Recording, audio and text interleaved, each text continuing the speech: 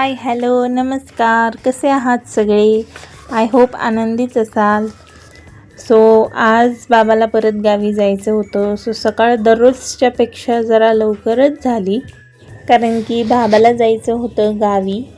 So मग लवकर मला स्वयंपाक करायचा होता, कारण श्रीजूचे पप्पा पण सकाळीच जाणार होते ड्युटीसाठी. सो मग मी आज पोळी आणि मटकीची भाजी बनवणार होते, सोपी, कारण झटपट होते, पटकन होते, जास्त तामझाम नाही लागत मटकीच्या भाजीला.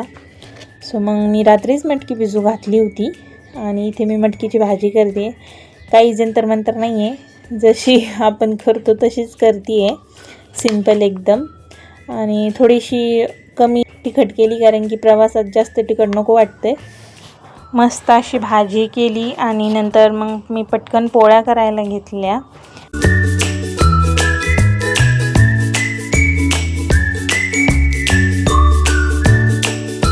आणि इथे मस्त यांचा डबा भरला आणि बाबाचा पण भरला सोबत. बाबाला मस्तपैकी चहा ठेवल्यानंतर आज ना ॲक्च्युली यांच्या डब्यासोबत एका कलिकला सुद्धा द्यायच्या होत्या शिल्लक पोळ्या आणि भाजी.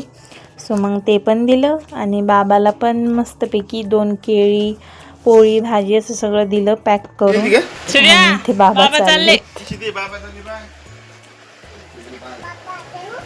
बाबा चालले किती ते बाबा तुझा डबा कोण नेईन?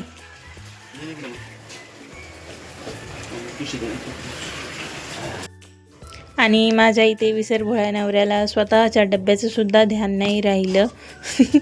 मी आठवण करून देईल तेव्हा बोलते घे इकडे. मग त्यांना डब्बा दिला, त्यांना पण बाय बाय केलं. बाबा सुद्धा घे. वा, फिनिश केलं तू आहे ना? फिनिश केलं सगळं? वा केले. आणि मग श्रीजूला मस्त दूध आणि बिस्किट खायला दिलं. गुडगले का तू सुजा? ठेव, नेऊन जा, पा मागं नेऊन ठेव, जा बेसिंगमध्ये टाक बेसिंगमध्ये, हळू ग बाई. आणि इथे मी पटकन माझं झाड झूड वगैरे असं सगळं करायला घेतलं. आणि श्रीजाचं बघा काय चालू आहे. मी झाडू मारत होती तिकडे, तिचं इकडे वेगळंच चालू आहे काहीतरी. मस्त टाळ वाजवत होती उभ्या उभ्याने. त्याला तो काढता येत नाही, मला मागत होती, पण मंदिरे कामं बोट वगैरे हे करून घेईन म्हणून मग मी दिला नाही त्याला तो. सो मग गेली तिकडे पळाली, मी आले मागून तर.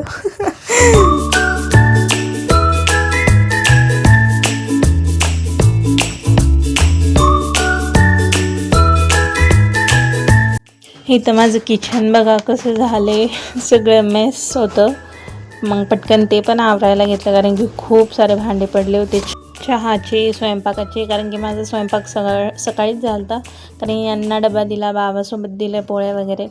आणि मग मी माझ्यासाठी पण तेव्हाच करून घेतलं. मला डबल खूप जिव्हार येते करायचं. सो मग मी तेव्हाच सगळ्यांचा स्वयंपाक करून घेतला. आणि आता पटकन भांडी पण घासून घेते.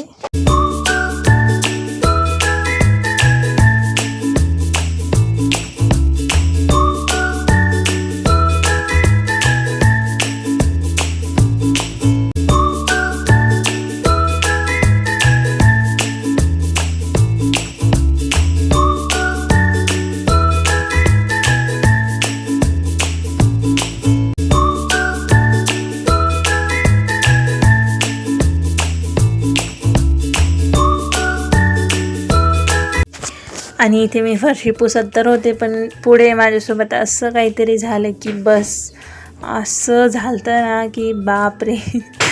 मी एवढी फरशी वगैरे सगळं पुसलं आणि मग मी थोड्या वेळ आंघोळीसाठी गेले. सो एवढा जोरात पाऊस आला की बस पाहिजे ना असं. आणि दुपारीच पाऊस लगेच दुपारीच आला, आणि आला पण असा की आला आणि लगेच गेला पण. ऊन पडलं लगेच. असं वाटणारच नाही की पाऊस आलाय आणि गेला पण. मला एवढं जीवावर आलं तर डबल ते एवढं पाणीच पाणी झालं तर सगळं फरशीवर खाली बाहेर. पुढे दिसेल तुम्हाला की किती पाणी झालं फरशीवर. म्हणजे पाऊस कमी होता आणि हवा जास्त होती ना, त्याच्यामुळे ते सगळं पाणी ह्या रॉंग साईडला आलं, इकडे आतमध्ये घराकडे. सो बाहेर असं पूर्ण पाणी झालं. हे बघा पाऊस कसा येतोय. म्हणजे पाऊस कमी आहे पण हवाच जास्त आहे. सो मग असं काहीतरी मी एकतर एवढे कपडे धुतले. मी कधीच एवढे कपडे धुत नाही एकदाच, पण आज म्हटलं धुवून टाकावे कारण की लवकर सगळे कामं चालले होते माझे. तर हे बघा, पूर्ण मी एवढं मस्त पुसून घेतली होती ही फरशी, पण माझा काहीच फायदा झाला नाही. परत मग झाडू घेऊन परत सगळं पाणी लोटलं. माझं तोंड बघू शकता तुम्ही. मला हसू पण येत होतं आणि असं खूप मला असं वाटत होतं की काच आला हा पाऊस एवढा सगळा. असा हवा जास्त होती ना, त्याच्यामुळे हे सगळं पाणी इकडे आलं. नाही तर एरवी काय होतं, पुण्यात आहे ना असं जोरदार पाऊस नाही पडत कधीच. असा पडला तरी असा रिमझिम पडत राहतो. आणि हा आता सुरुवातीला असंच होणार आहे. थोडे काहीतरी दिवस सुरुवातीला पाऊस कमी आणि हवाच जास्त असते, त्याच्यामुळे असंच होणार आहे. तर माझी सगळं कामं चालूच राहणार आहेत. आज मला ना असं झालं की हा पाऊसच का आला, पण जाऊ दे, आता आलाय गेलाय, केले आवरले आता सगळं. आता काही नाही, संध्याकाळ झाली आहे मस्त.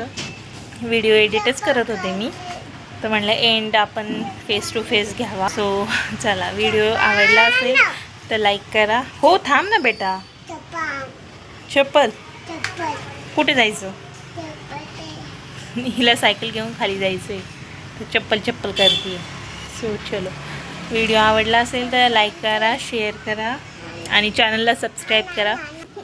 चलो बाय.